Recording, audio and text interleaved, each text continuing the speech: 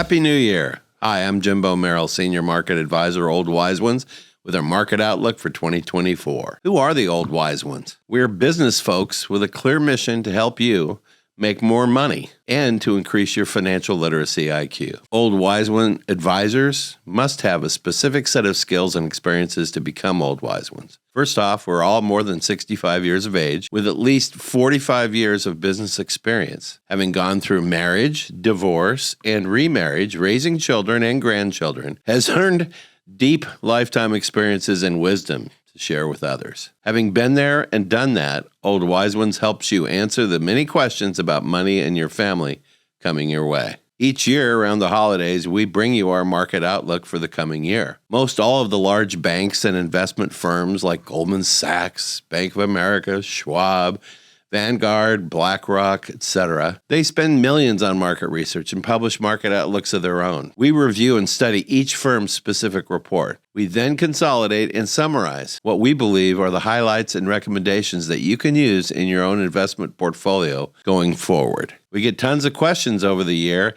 and in our outlook, we try to include some of the most popular questions we received over the year. This year, we have some good ideas for you, an opportunity in small cap stocks, and another in designing a mix of bonds and equities. More on these a bit later. 2023 ended with a Santa rally to remember. To say that the markets are finishing the year on a strong note is quite the understatement.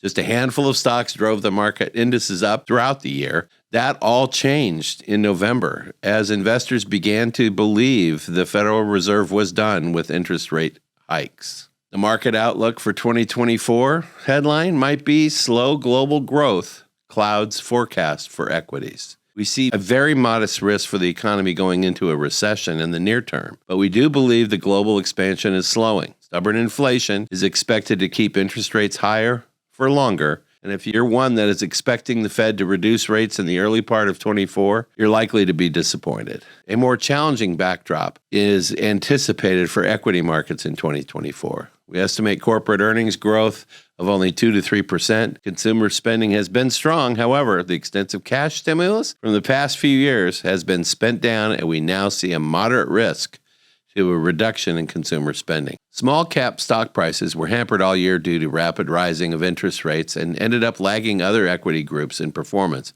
by a large margin. Here's where we see great opportunity. As interest rates stabilized in November, small cap value and small cap growth stocks have really shot up. These groups are still underbought, and we do see a continued run-up in both small cap value and growth stocks throughout the year. Another opportunity is to go back to the traditional 80-20 mix of equities and bonds.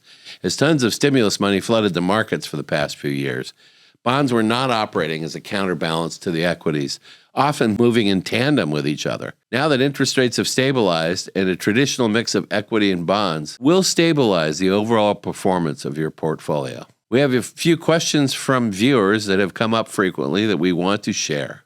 Tim is our show producer and has some questions. Jason, a business owner from California, asks, do you see the Federal Reserve lowering interest rates this year? And how will that affect the value of bonds that I bought in 2023? The Feds operate on the economic data as it comes out. However, the market thinks there will be 6 different rate cuts for next year and that are already priced into the markets. We have kicked this issue around a lot and now feel there will be a few cuts late in the summer and will total less than 1% reduction for the year. Jason also has a couple of political and market-oriented questions. Do you see any market reaction if our elections are challenged, and if chaos ensued if Donald Trump becomes president? It's a great question about politics and the markets. Typically, in an election year, markets are generally up, and yes, there probably will be all kinds of hair all over this election coming up from a legal perspective. We don't see the market's reacting dramatically. We only can go back to Bush v. Gore in 2000. The markets were taking a big dive at the time because of the dot-com bust. Supreme Court ruling on that election chaos didn't seem to have much of an effect on the market. We don't think it will, and hope for the best for all of us. He also asked, the current numbers of the California state budget indicates an $80 billion deficit. How will this type of deficit affect public and private companies operating in California? California must pass a balanced budget each year after Proposition 58 passed almost 20 years ago. The governor must propose a balanced budget by January 10th, and he and the legislature need to work through the details to pass a balanced budget by the July deadline. Mark, an entrepreneur from Del Mar, California, wrote in, which way are interest rates headed? As we said earlier, we do see interest rates starting to decline in 2024, but probably won't start until summer, and will only be a few very modest cuts by year end. Mark also asked, if I sell a stock at a loss this tax year, how long do I have to wait to buy it back without a penalty? Mark, the IRS does have a wash sale rule that says if you sell a stock for a loss and want to take it off your taxes, you must wait for a minimum of 30 days to buy the same stock back. Jason, head of a charity based in California, asks, I've been very defensive in my portfolio mix last year. What moves should I make to become a little less conservative? Well, Jason, what I would do is I would take some of your more defensive stocks, trim a little bit, and then, as I said earlier, go into that opportunity for small cap value and small cap growth stocks, and that will give you a little bit more beta and a little more risk and a little more return for the coming year. Roger from Boston asked, I've invested in the Magnificent 7 stocks, which have all really run up this year. Should I stay with them because they're all doing well, or should I sell them?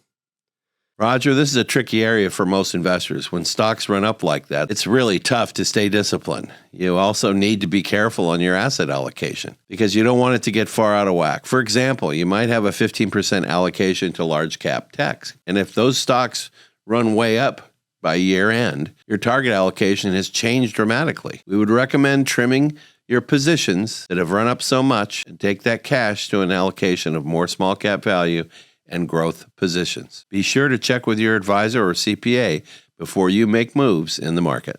Old Wise Ones are here to help you with your answers to questions you may have about money or family. Please reach out via our social media, website, or link below to get answers to your most important questions. Search Old Wise Ones at Spotify, Apple, YouTube, or wherever you download your favorite podcasts.